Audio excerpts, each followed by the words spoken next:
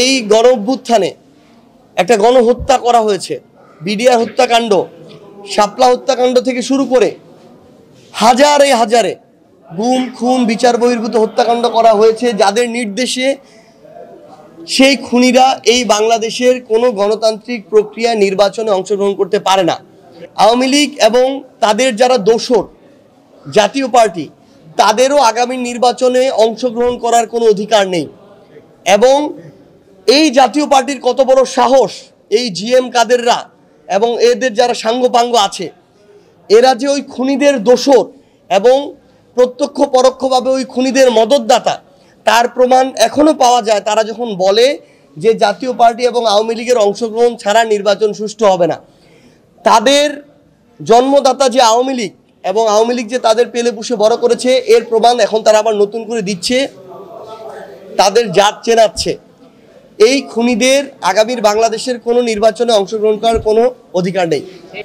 বর্তমান ইসি আমাদের শাপলা প্রতীক দিতে গিয়ে তারা তাদের জায়গা থেকে লম্বা সময় একটা স্বেচ্ছাচারিতা করেছে এবং কোনো আইনগত বাধা না থাকা সত্ত্বেও আমাদেরকে শাপলা না দিয়ে শাপলা কলি দেওয়া হয়েছে।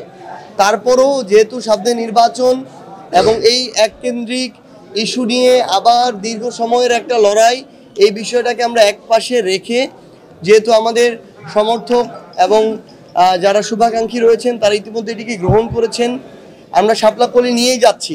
কিন্তু আমরা ইসিকে আমাদের জায়গা থেকে আহ্বান করব, তারা যদি এই একই ধরনের আচরণ আগামীতে করেন, তাদের উপরে কিন্তু আস্থার সংকট তৈরি হবে।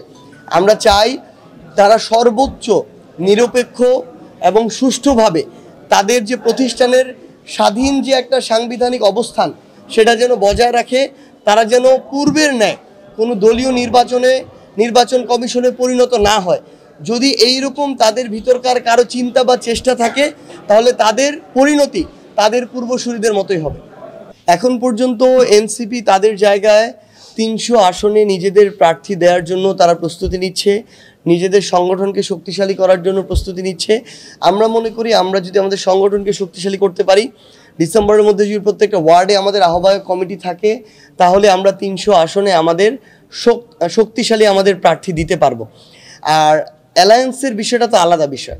এটা আগামীর বাংলাদেশ এবং জনগণের স্বার্থকে সামনে রেখে যদি কোনো রাজনৈতিক দলের সাথে গুরুত্বপূর্ণ কিছু বিষয় ঐক্যমত্য হয়ে অ্যালায়েন্সের সুযোগ থাকে, যদি তারা জুলাই সনদ বাস্তবায়নে একমত থাকে, বিচারিক প্রক্রিয়াকে এগিয়ে নিয়ে যাওয়ার ক্ষেত্রে একমত থাকে, যদি তারা বাংলাদেশে ভারতীয় আধিপত্যবাদ বিরোধী এবং আওয়ামী ফ্যাসিস্ট বিরোধী তাদের অবস্থানটা শক্তভাবে ধরে রাখতে পারে, এই বিষয়গুলোতে যদি আমরা ঐক্যমত্য হতে পারি, তাহলে জনগণের স্বার্থে অ্যালায়েন্স হতেই পারে।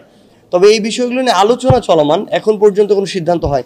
কোনো রাজনৈতিক দলের সাথে তাদের ঐক্যমত্য হয়, সেটা অ্যালায়েন্স ভিত্তিক হবে এবং আমরা জাতীয় নাগরিক পার্টি এনসিপি নামেই নির্বাচন করব, শাপলা প্রতীক নিয়েই আমরা নির্বাচন করব।